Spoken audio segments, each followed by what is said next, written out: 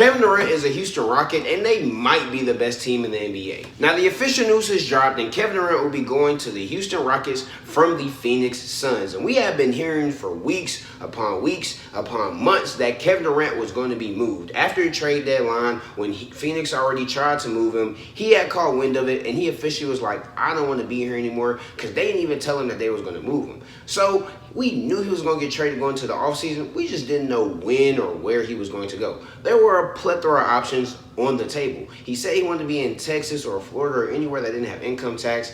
And although I thought he would have been in Minnesota, Minnesota doesn't really have those things. He's not really a fan of the environment, the weather there. It's just a lot of things that deterred him away from Minnesota. So Minnesota was out the picture. So that really just left the Heat, who I never thought had a real chance, the Rockets, and the Spurs. And all of these teams put in decent bids for Kevin Durant. And in the end, the Houston Rockets had the best package for Phoenix, and they were able to get him. Now, the official details of the trade are like this. The Rockets, they get Kevin Durant, obviously. But the Suns, they get Jalen Green, Dillon Brooks, the 2025 10th overall pick in this year's draft, and 5 second-round picks. Now, if we're talking about for Phoenix, they obviously got the most stuff in this trade, but if you break it down piece by piece, it is very underwhelming. You have Jalen Green, who so far this season, even into the postseason, really his whole career now I think about it, has been one of the most inconsistent and underwhelming players in the entire NBA, especially with all the hype he had coming out of high school and coming into the league. He just has not been able to put it together quite yet.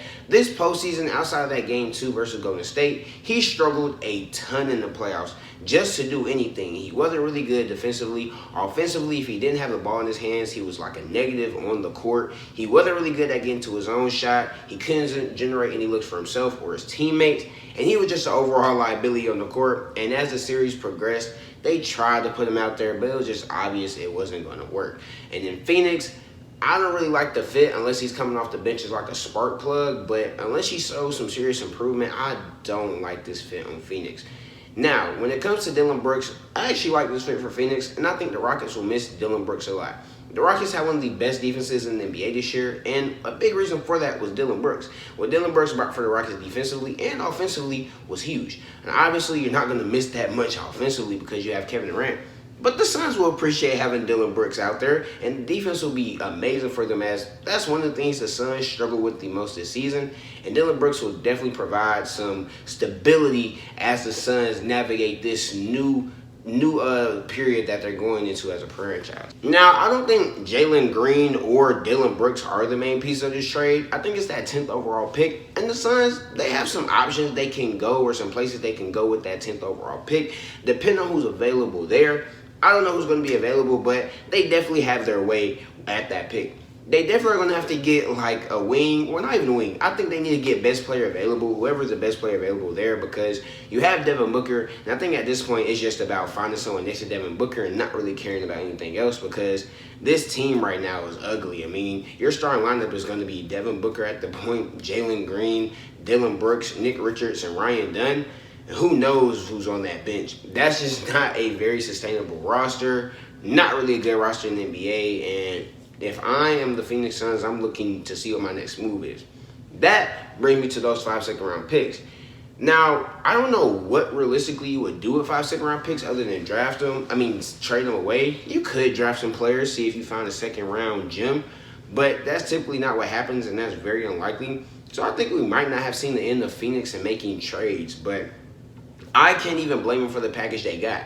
Honestly, ever since that KD had made it known he wanted to leave, the Suns had lost all leverage in every single trade package. I mean, the team that is on the phone with the Suns is like, hey, we know Kevin Durant wants to come here. We know he doesn't want to be there anymore. And if you're a Rockets GM, you realistically cannot convince a team to give you any more than they want to give up, because you have no leverage. The player wants to go, they want to leave, and you can't try to swindle them or play any mind games to try to convince them like, hey, if you don't give us this, then we won't give them, because you don't have that leverage anymore.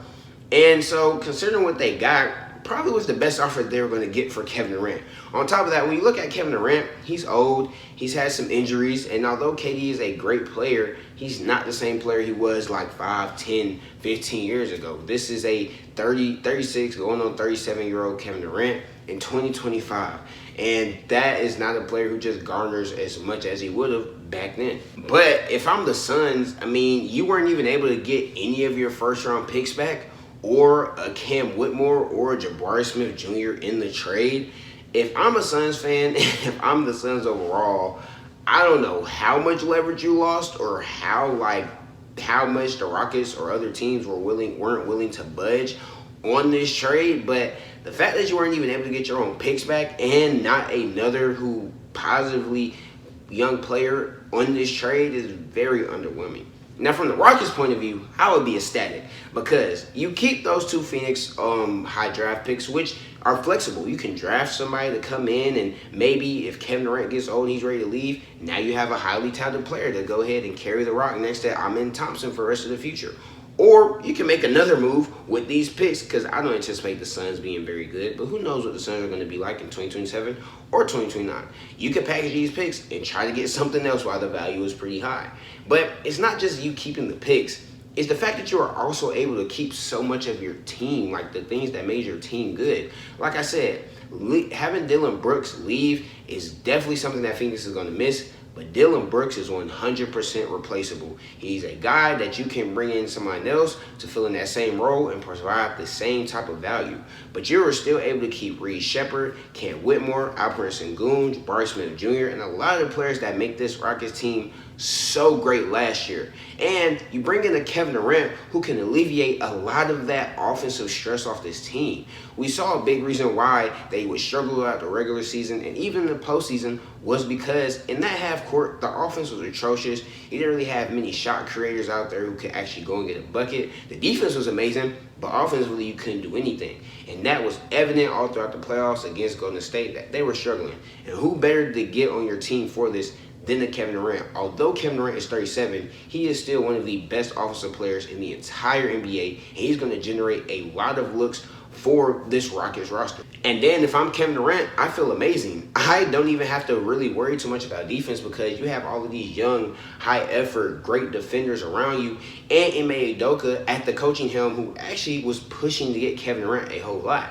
So Kevin Durant can kind of chill on defense a little bit, preserve some of the deep energy for offense, while when it goes back to offense, he can do whatever he wants to do, and the team's just going to take care of it from there. And if I'm the Rockets, I mean, geez, a starting lineup of Fred VanVleet, Amen Thompson, Kevin Durant, Alperen Sengun, Jabari Smith Jr., however you want to mix it, it is going to be beautiful and it's going to be cinema.